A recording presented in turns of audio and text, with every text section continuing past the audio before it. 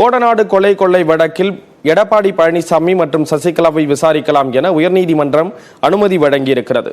இந்த வழக்கு குறித்தும் உத்தரவின் தாக்கம் எப்படி இருக்கும் என்பது குறித்தும் இந்த தொகுப்பில் பார்க்கலாம்.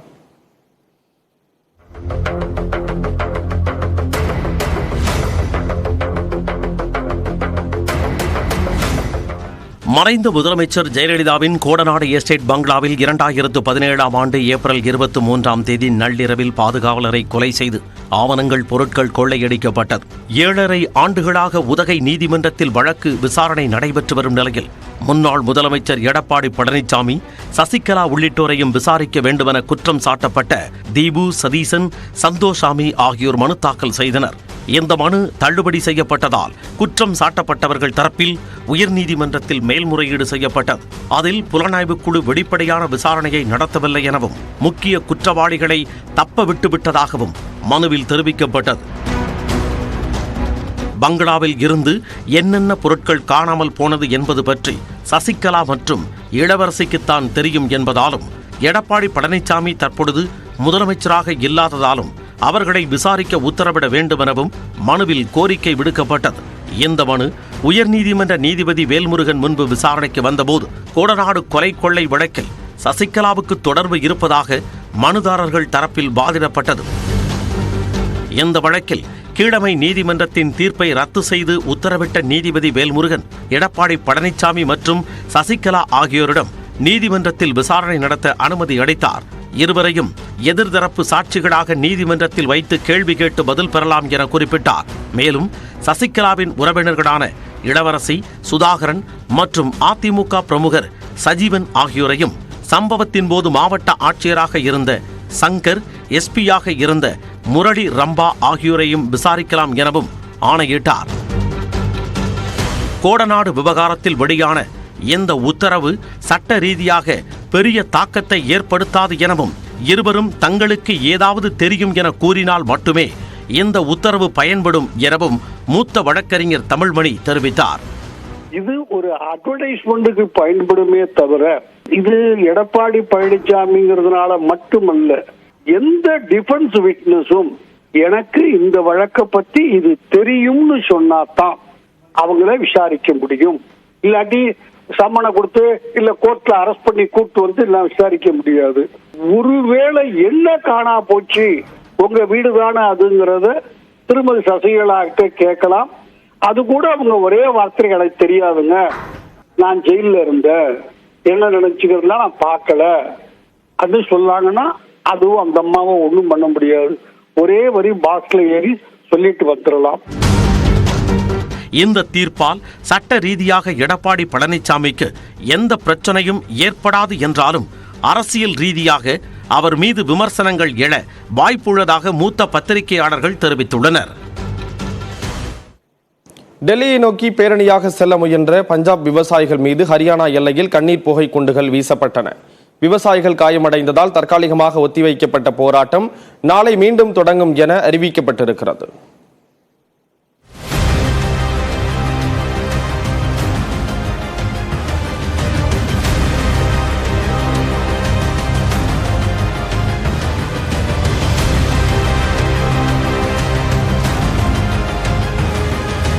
குறைந்தபட்ச ஆதார விலை உத்தரவாதம், மின் கட்டணத்தில் மானியம், பயிர்க்கடன் தள்ளுபடி உள்ளிட்ட பல்வேறு கோரிக்கைகளை வலியுறுத்தி வரும் பஞ்சாப் மாநில விவசாயிகள் டெல்லிக்கு செல்வோம் என்ற பெயரில் பஞ்சாபில் இருந்து டெல்லியை நோக்கி பேரணியாக செல்ல முயன்றனர்.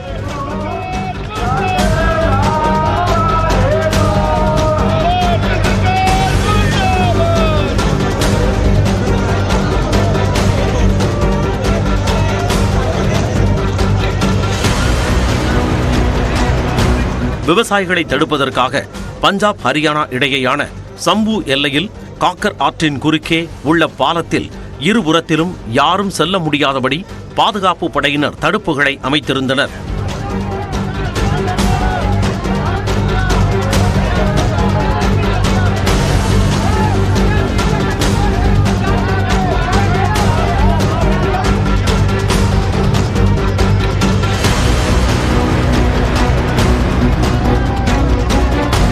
மேலும் சாலையில் இரும்பு தடுப்புகள், முள்வேலிகள் மற்றும் வாகனங்களின் டயர்களை பஞ்சர் செய்யும் கூர்மையான இரும்பு கம்பிகள் உள்ளிட்டவற்றை பாதுகாப்பு படையினர் வைத்திருந்தனர்.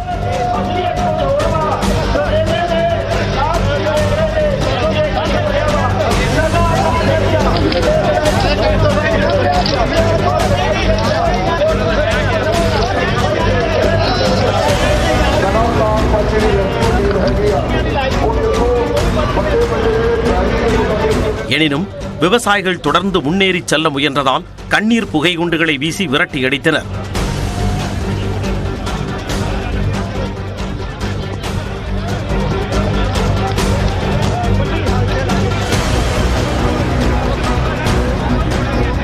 அப்போது ஏற்பட்ட நெரிசலில் விவசாயிகள் 6 பேருக்கு காயம் ஏற்பட்டது. காயமடைந்த விவசாயிகளை சக விவசாயிகளை தூக்கிச் சென்று ஆம்புலன்ஸ் மூலம் மருத்துவமனைக்கு அனுப்பி வைத்தனர்.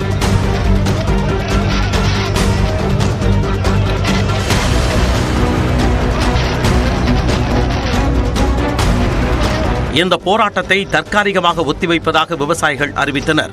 மத்திய அரசு பேச்சு நடத்த வருமா என்பதை எதிர்பார்த்து இன்று ஒரு நாள் காத்திருக்கப் போவதாகவும் நாளை மீண்டும் போராட்டம் நடைபெறும் எனவும் தெரிவித்தனர். अब ये कल का जथा परसों जाएगा, ठीक है जी। ये क्यों परसों कर दिया गया?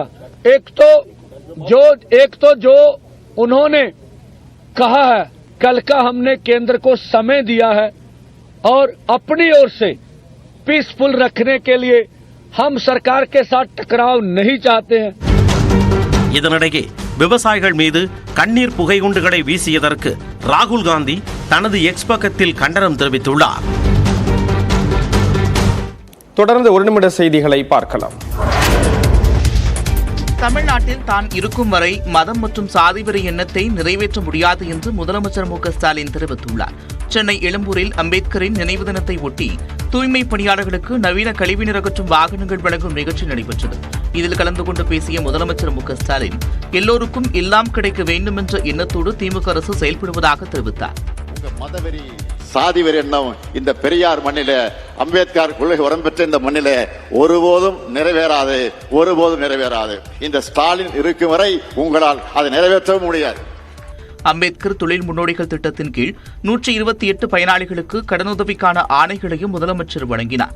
இதேபோன்று தூய்மை பணியாளர்களுக்கு சுகாதார அட்டை, வீடு கட்டுவதற்கான ஆணைகளை வழங்கிய அவர் மனித கழிவுகளை மனிதர்களே அகற்றுவது முற்றிலும் நிறுத்தப்பட வேண்டும் என்றார்.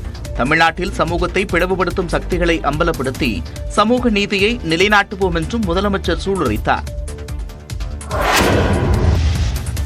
அதிமுக ஆட்சியில் கட்டப்பட்ட 7 பாலங்கள் இடிந்ததாக அமைச்சர் ஏவாவேலு குற்றம் சாட்டியது உண்மைக்கு புறம்பானது என்று அதிமுக பொதுச் செயலாளரும் சட்டமன்ற எதிர்க்கட்சித் தலைவருமான எடப்பாடி பழனிசாமி கூறியுள்ளார். திருவண்ணாமலை மாவட்டம் சங்கராபுரம் மூங்கில் துறைப்பட்டு பகுதியில் வெள்ளத்தால் பாதிக்கப்பட்ட மக்களுக்கு எடப்பாடி பழனிசாமி நிவாரணப் பொருட்களை வழங்கினார்.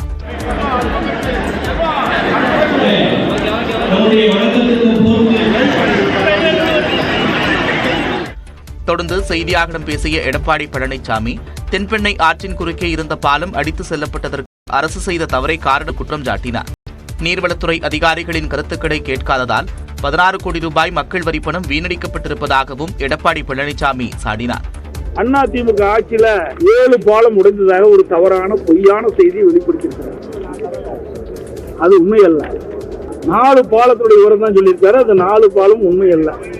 அவர் வெளியிட்ட செய்தி தவறான செய்தி. இந்த தென்பெண்ணை ஆற்றின் குறுக்கே கட்டப்பட்ட பாலம் உடைந்து விட்டது. அதை மறைப்பதற்காக, அரசியல் ஆதாயம் தருவதற்காக இப்படிப்பட்ட தவறான செய்தியை தெரிவித்துள்ளார் என்பதை தெரிவித்துக் கொள்கிறேன். வெள்ள பாதிப்புகளுக்கு திமுக அரசின் கவனக்குறைவே காரணம் என்றும் எடப்பாடி பழனிசாமி விமர்சித்தார்.